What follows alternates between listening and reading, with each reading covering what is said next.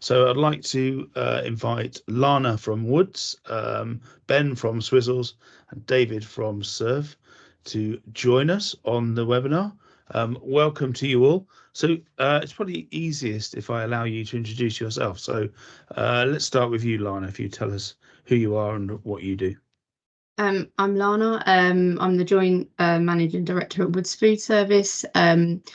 We're a wholesaler in Greater London, and we deliver to premium hospitality venues. And we're branching out into other major cities in the UK at the moment, mostly Birmingham, Manchester, Leeds, and Bristol. And we've got a nice little route down in Brighton as well. Fantastic. Ben? Good afternoon all. My name's Ben Cooper. I look after the wholesale channel here at Swizzels. That includes both retail and our new ventures into the food service arena. Been enrolled for about 7 years. And what are the products that you have under the Swizzels banner? So our most famous brands are some of our older bands. So Love Hearts, Drumsticks. I've been around. Drumsticks are 95 years old, James, would you believe? I mean, wow. It's an interesting fact. And Love Hearts celebrate their 70th birthday this year as well. But our biggest brand is our Squashies. It's now the #1 hanging brand in the UK, and it's gradually making its way around the world as a credible offering to the fun-filled world at Haribo.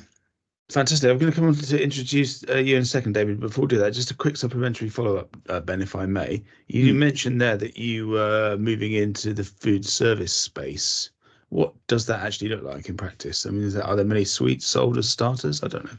Yeah, absolutely. I think everyone should start their fine cuisine with a lollipop. On the contrary, it's. I've worked at Coca-Cola, I've worked at Kellogg's, and it's very rare to find true white space. And what sugar confectionery, more than chocolate confectionery, is actually showing us is there is a lot of white space out there. With COVID and the differences that it's led our communities down, a lot of pubs are becoming family-led rather than wet-led, and you take your family out to the pub and they're still selling pork scratchings and nuts, whereas you've got a 7-year-old nagging you with an iPad. You wanna give them a lollipop or a bag of sweets, and we've done trials. We put cafes, golf clubs. We've just won the prison service where we're selling tens of thousands of cases, oil rigs, you name it. When you start to talk to some of these partners, such as the Bid Foods, the Cater Forces of this world, it's quite interesting and refreshing to see just how much of an opportunity there is out there. And we're reaping the benefits of that because there's been no leader in that, James. There's been no Coca-Cola of the sugar world to really drive that forward. And it's adding a lot of work, but a lot of opportunity. So watch this space. Laura, you're in the food service wholesale business. Is that something that you think has some merit? I think we do see a bit of confectionery used around bar menus actually, but more for us on like the cocktail side. So candy floss is one of our good sellers there because that's used in quite a few cocktails now. But that'll probably be the space for us that it would do well. Interesting. Yeah. I mean, it's quite interesting because what we've done, and I guess this isn't necessarily for today, but we've separated up the need states into 3 areas. Are you a revenue driving product? Are you an ingredient? To your point now, Lana, it could be candy floss or obviously a wonderful Parma Violet gin, which clearly is in our world. Or thirdly, complementary, a mint at the end of the meal, a lollipop at the end of the meal. There's all these different bits that we can cater for. So we'll be talking to different people about different products in different ways. And who knows, Lana, maybe it's a conversation we'll have in the future. Excellent. Well, this could be the start of a beautiful friendship. Who knows? Absolutely. David, I don't want to leave you unintroduced to the group. So please tell us about yourself.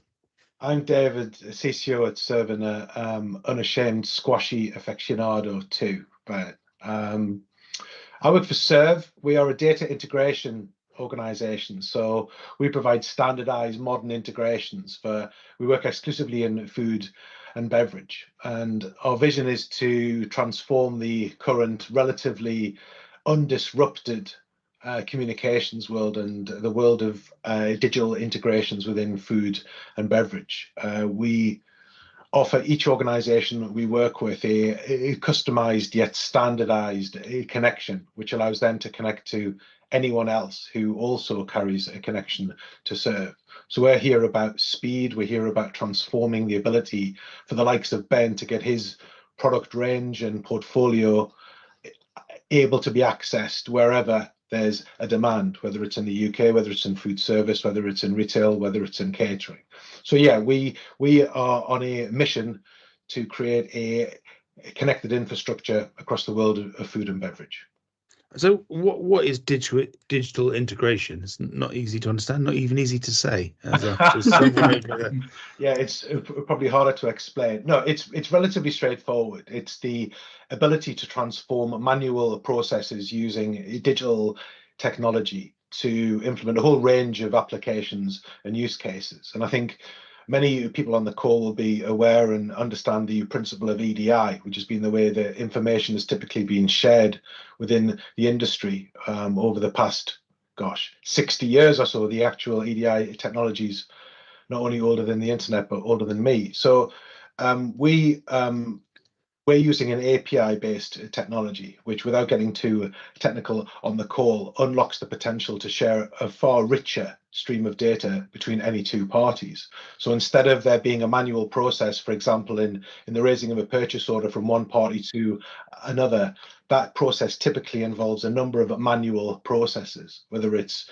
using a computer to raise the order, whether it's the manual rekeying of data from one system to another. So digital integration is the principle of establishing a direct and automated process for information to be exchanged across any buyer and any seller to unlock the efficiency that drives.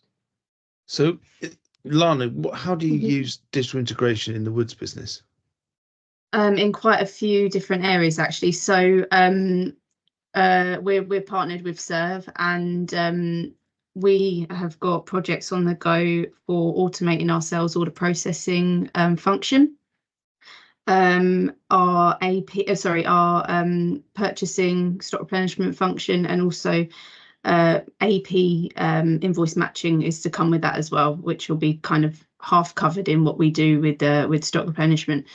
So Cerve are going to be taking, I think there's about 11 to 12 different order platforms that our customers currently place their orders on. They're going to take that information for us and transfer it straight into our ERP system without the need for manual input. And on average, we've got about 400 to 600 orders a day being manually input by our order takers at the moment. And then guys can obviously be used in more sort of value-added roles rather than in sort of a manual process. Then we've got it being used in our stock replenishment as well. So I think we've currently got about 50 to 60% of our suppliers integrated in that. At the moment, we're saving at least sort of 45 minutes a day on our purchasing, just cutting out some of the smaller processes that we're having to do.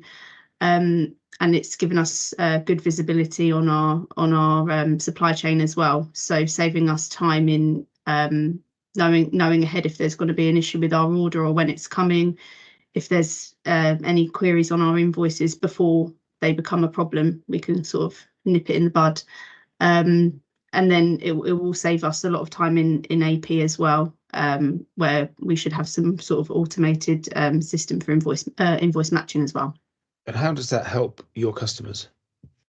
The majority of the benefit for our customers will probably be in there being less errors on their orders. When you've got people process probably about 120 to 130 orders a day each, and that's obviously thousands and thousands of products.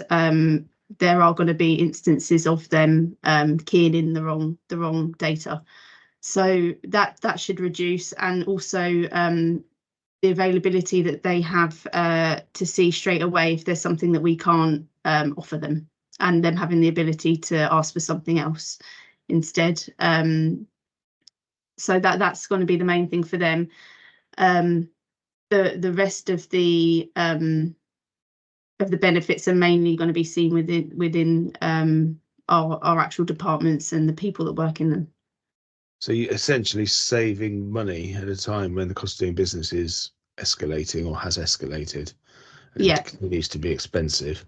And we'll come on to the sort of margin impact in a minute. But Ben, from a supplier perspective, how does digital integration help you? Well, I like to use little phrases, and it boils down to CAT, C-A-T, clarity, accuracy, and time. And I think Lana has just literally ticked all three of those boxes in what she uses it for. And I think everybody on this call, no doubt, will be in the same boat as me.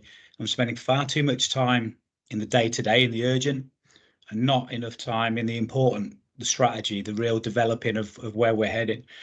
And for me, anything that gets me from the urgent into the important adds sales, adds value, adds success.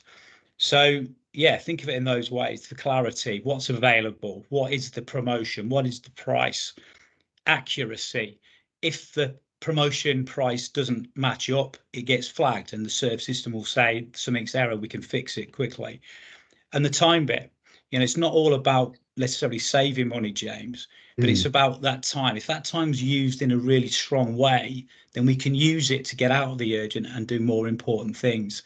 And for me, as a supplier, as a head of a channel, that's where we will win. And I've really been impressed with how Cerve brings everything together, from ingredients to allergens to product size, ingredients, you name it, in a one-stop shop that is really easy to do. In the past, we've used other agencies and we've had days and days worth of trawling through info to try and get it fit for purpose. What's really impressed me with Cerve is it's been fairly simplistic, but very, very accurate. And you're only typing in what you necessarily need, not catering for every eventuality that could or might not occur. So yeah, CAT is the feline acronym of the day. Excellent. So do you think that those wholesalers who don't embrace digital integration, from your perspective, they would be disadvantaged because it wouldn't be as easy to work with them on that sort of clarity and accuracy and time basis? Absolutely. I mean, how many times has, again, everyone on the call said, oh, it's 9:30 at night, all the head offices have gone home and you needed to find the ingredient of a lollipop or whatever it may be. We don't live in a 9-to-5 society anymore. We live in a society where everybody wants to order 24/7. They want deliveries 24. Everything's got to be at the touch of a fingertip. I'm the most frustrated man in the world if I can't get an answer at 9:30 at night and everyone's gone home.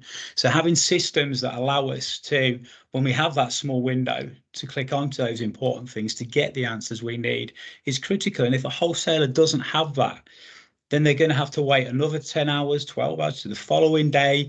Something else will come in that following day. They'll put it back to the to-do list, and you end up losing time. And what we've already said, if you lose time, you're in the urgent and not the important. So absolutely, James, a wholesaler that doesn't embrace it will be losing the most important commodity of all, which is time, accuracy, and clarity. And why do you think they're not embracing it? Sometimes it's the fear of the unknown. Sometimes, I work for Swizzels, we're a very old company. Why do we need change? Oh, we've always done it this way. If I had a penny for every time I heard we've always done it this way, I'd be a very rich man. But that's the problem.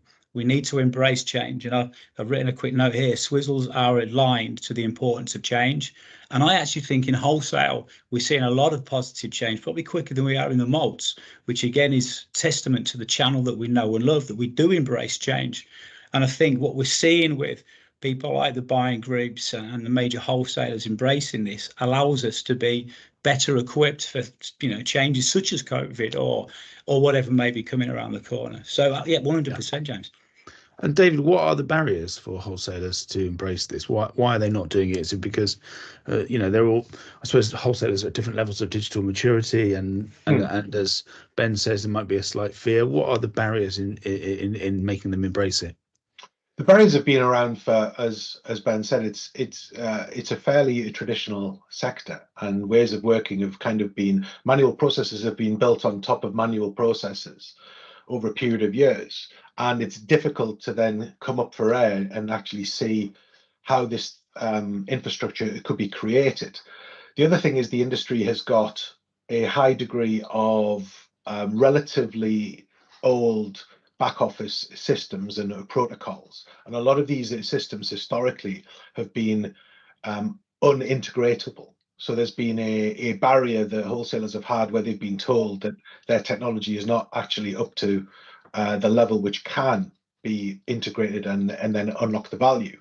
And the big change, which is if you look at the different sectors, I've had the joy of working in fintech and working in electric vehicle charging, and the big strategic change has come when API technology has been implemented wholesale, pardon the pun, across the entire sector. So the concept of open banking being established within finance now unlocks different use cases, different applications, a huge different level of efficiency. Anyone who on the call who has an electric vehicle or drives an electric vehicle, a few years ago, the early adopters were having to carry around 16 different payment cards in an envelope, because when you turned up at a charging station, you didn't know which card you needed. Now, the transformation has been within that sector, a standardization of a standard protocol. So the idea now is that you can rock up and you don't have to worry about the way in which you're going to interact with that. Yeah. And I see a lot of similarities within our sector, and that the barriers that have been established in terms of technology that's been perceived being unintegratable, and the fact that technology integrations have typically been one-to-one using a standard an unstandard protocol. So if I want to connect with 10 different organizations, I need 10 different integrations. That's being removed. So we're now seeing it's becoming standardized, and that's going to be the biggest single removal, the barrier that gets removed that's going to accelerate change most quickly. So that's the benefit, and yeah, that's fairly well understood. But you mentioned something quite interesting there about the fact, you worked in other sectors. How does wholesale compare with those other industries and sectors in terms of adoption? It's now is the time when API can be deployed across the industry. So to me, the last 5 years, there's been obviously incredible headwinds that the industry's faced, and even notwithstanding the headwinds, there has been progress in a number of different areas of automation and digitization in other areas of commerce. The number of wholesalers now operating with a website and digitally selling has increased tenfold since 2018. So we've seen a huge increase in the application of certain elements of e-commerce. I think the time now is right for the next level, which is this ability to allow any two organizations to integrate using the same protocol. That's going to be the game changer that kind of accelerates the change. So I think the time is right now for the industry to embrace. Yeah. But we're behind the curve in terms of where some other industries might be. But that's obviously an opportunity then, I suppose. Yeah, if you plotted it on your classic XY axis, it would be in the bottom left-hand corner relative to other sectors. Sure. Now, there are individual businesses within our sector that are having some fantastic applications of technology, and we're starting to see applications of certain AI-based opportunities. We're starting to see some development of digital integrations. So there are some examples where organizations are stretching ahead, but overall as an industry, we have a bit of catching up to do, which makes the opportunity even greater.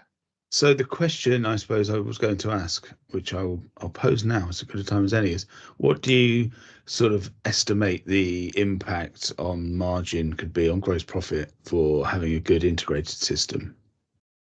I think the best way to think about quantifying the opportunity is to do a calculation which has been done in the US more than it has been done over here, which is to try and work out what is the cost of actually processing orders. This is a hard cost which is lost in the P&L because there isn't a line on your P&L that says cost of processing orders. It's just absorbed into people, it's absorbed into platforms and systems. If you do Google it and you find the studies in the US, you'll see the cost of order processing being anything up to £100 per order, which would be unsustainable in our sector.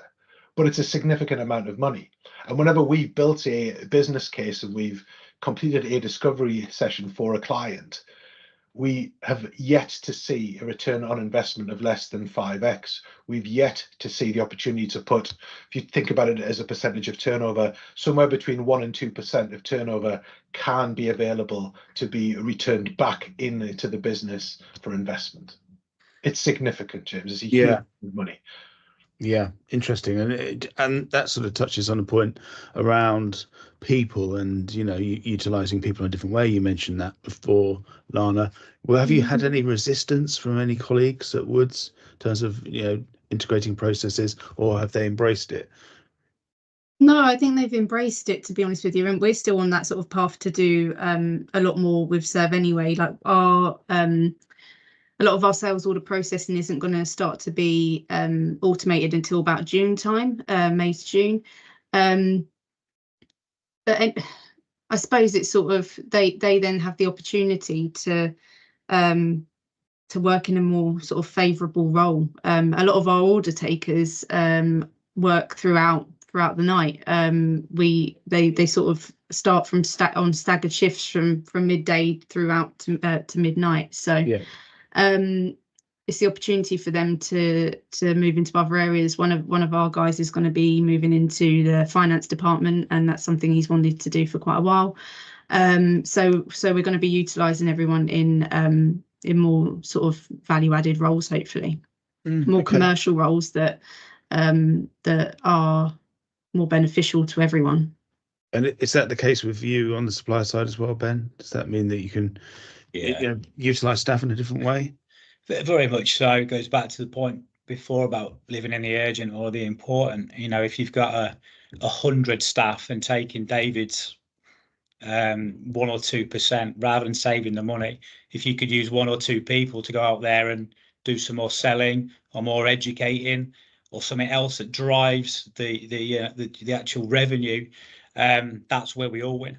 And for me, as a supplier, relatively mid-range supplier, educating and understanding the opportunities of selling is my bread and butter. It's the absolute way we win.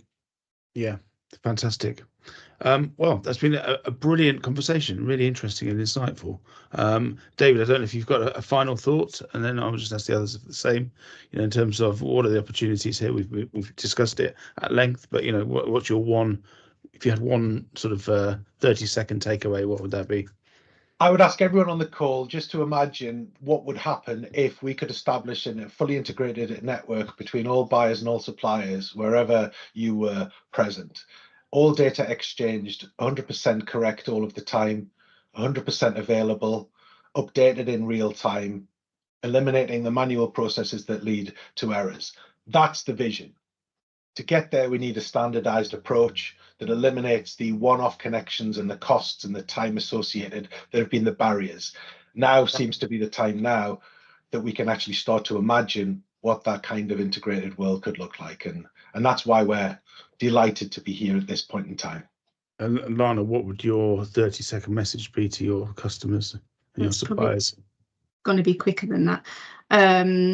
That we're going to be freed up at least to have about 11,000 more added value hours to our working year, and there's so much more we can do with that than we can do manually processing and processing orders for customers and messing around with supply chain issues on the other side. If it takes 10,000 hours to become an expert in something, you'll have an hour to spare. If you think what you could do with that hour, you could start the journey on the next bit. Ben, what's your final takeaway? I'll go back to the analogy: better clarity, better accuracies, and more time to spend in the important. That's what this is being offered. Fantastic. Well, thank you all so much for your time, and thank you everybody for listening in today. It's been an interesting discussion about the political scene and then what's happening in the digital world. We'll see you at one of the many events we've got coming up over the next month or so. Next Together on the 26th of April for the Women in Wholesale Speed Mentoring. Please do book into that if you haven't done so already. And we will see you next time for our webinar. I think it's taking place in June. So thanks everybody. Have a good day and speak to you again soon. Many thanks. Thank you.